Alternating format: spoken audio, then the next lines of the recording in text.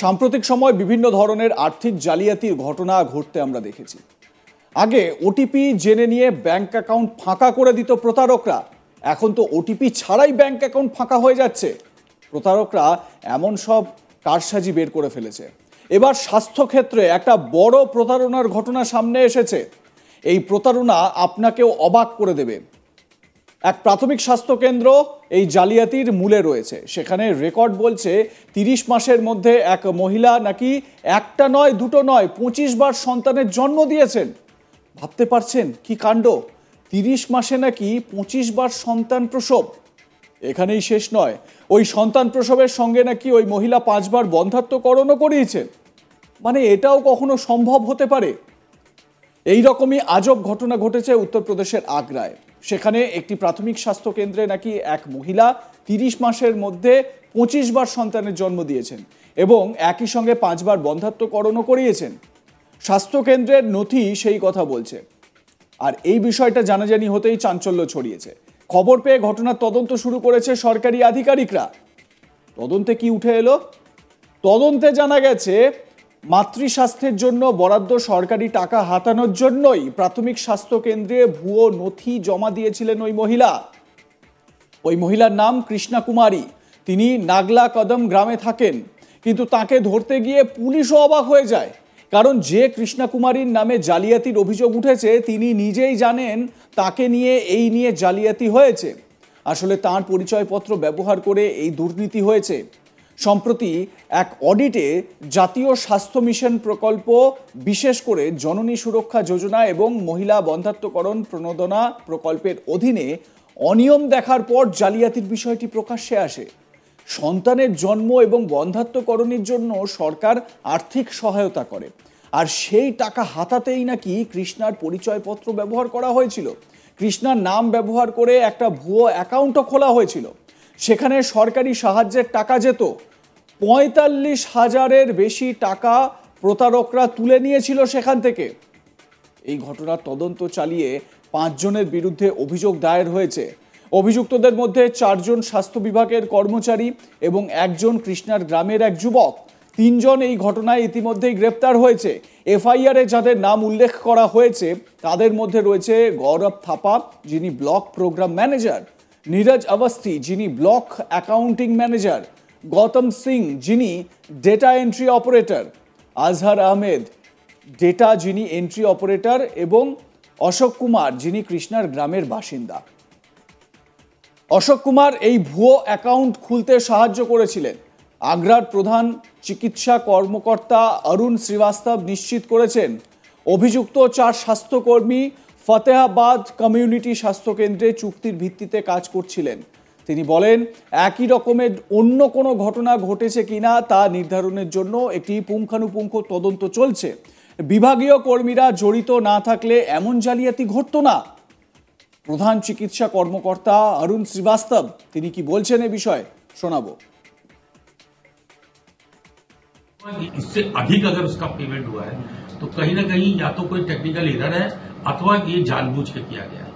यदि technical error के कारण ऐसा हुआ है तो इसकी रिकवरी की जाएगी, और यदि जानबूझ के ऐसा किया गया है और इसमें बेनिफिशियरी या जो संबंधित आशा, चूंकि वो वाउचर प्रोडक्ट करती है और उसका बैम MIS में वेरीफाई करता है, इनके विरुद्ध सख्त कार्रवाई की जाएगी और इनके विरुद्ध FIR पंजीकृत। अधीक्षक की क्या भूमिका रही?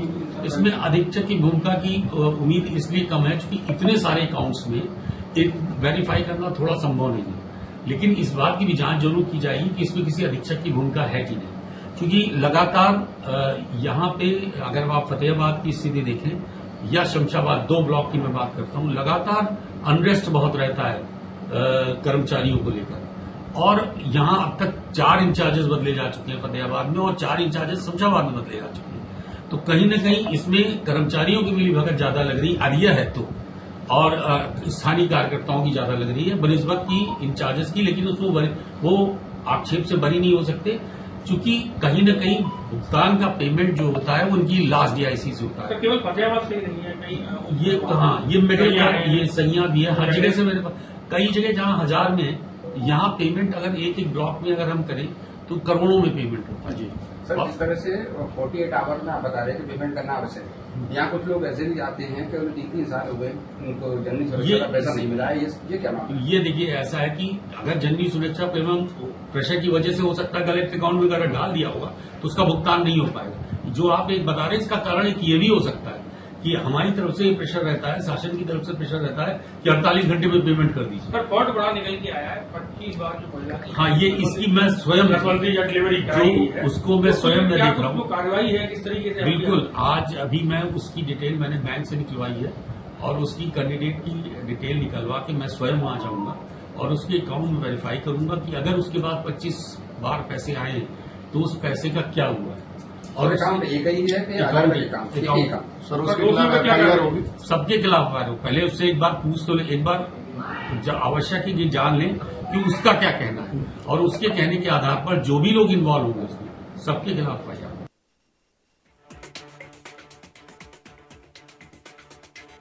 যেরকম এই মুখ্য বা প্রধান চিকিৎসা কর্মকর্তা জানালেন যে এখানে বিভাগীয় কোনো কর্মীরা যদি যুক্ত না থাকে বা জড়িত না থাকে তাহলে এই জালিয়াতি করা সম্ভব নয়। এটা তো একদম একটা বাস্তব চিত্র। যদি এই ধরনের ঘটনা ঘটানোর জন্য ওই ডিপার্টমেন্টের লোকজন জড়িত না থাকে তাহলে কিভাবে এটা সম্ভব? আর এটা কি শারীরিকভাবে কখনো সম্ভব যে 30 মাসে একজন মহিলা 25 বার সন্তান প্রসব করেছেন, 5 বার বন্ধ্যাত্বকরণ করিয়েছেন? তার মানে বোঝা যাচ্ছে কেন্দ্রীয় প্রকল্পের যে টাকা, সেই টাকা হাতাবার জন্যই এই রকমের প্রতারণার ফাঁদ পাতা হয়েছে। আপনারা আজ তাক বাংলাতেই হয়তো দেখেছেন যে এরকম প্রতারণাও ঘটেছে। ফোন করে টাকা দেওয়ার কথা বলা হচ্ছে এবং SMS ঢুকছে যে 10,000 টাকা দেওয়া হয়েছে, ভুল করে 20,000 টাকা দেওয়া হয়েছে, 18,000 টাকা ফেরত দিন। এই রকম জালিয়াতির কারবারও আপনারা দেখেছেন। যদিও আপনাদের বলে রাখি, জালিয়াতদের থেকে খুব সাবধানে থাকবেন, কারণ এরা কখন কিভাবে আপনাকে ঠকিয়ে দেবে আপনি হয়তো জানতেও পারেন না। যে মহিলাকে নিয়ে বা যে মহিলার নাম করে এই কারবার হয়েছে বা এই ঠকবাজি হয়েছে, সেই মহিলা নাকি এটা জানতেন যে তারা এসব করছেন, কিন্তু তারপরেও তিনি সেভাবে হয়তো কিছু বলতে পারেননি। হয়তো গ্রামের একেবারে সাদামাটা একজন মহিলা, তাকে যা বোঝানো হয়েছে তিনি সেই রকমভাবে কাজ করেছেন। হয়তো তিনি জানেন না যে এটার নেপথ্যে টাকা এটার একটা চক্র চলছে, এই টাকার ভাগ তিনি পাননি। বা হয়তো এই প্রতারকরা যে টাকা প্রতারণা করেছে সরকারের ঘর থেকে, সেই টাকার কিছুটা অংশ ওই মহিলাকে দেওয়া হয়েছে, এটাও হতে পারে। কিন্তু এই ধরনের ঘটনা যখনই সামনে আসে তখন আমাদের আরও অনেক বেশি করে সচেতন হতে হয় এবং সতর্ক হতে হয়। আপনারা সাবধান থাকুন, সতর্ক থাকুন। দেখতে থাকুন আজ তাক বাংলা। সাবস্ক্রাইব করুন আমাদের ইউটিউব চ্যানেলটি, বেল আইকন প্রেস করুন নোটিফিকেশন পেতে।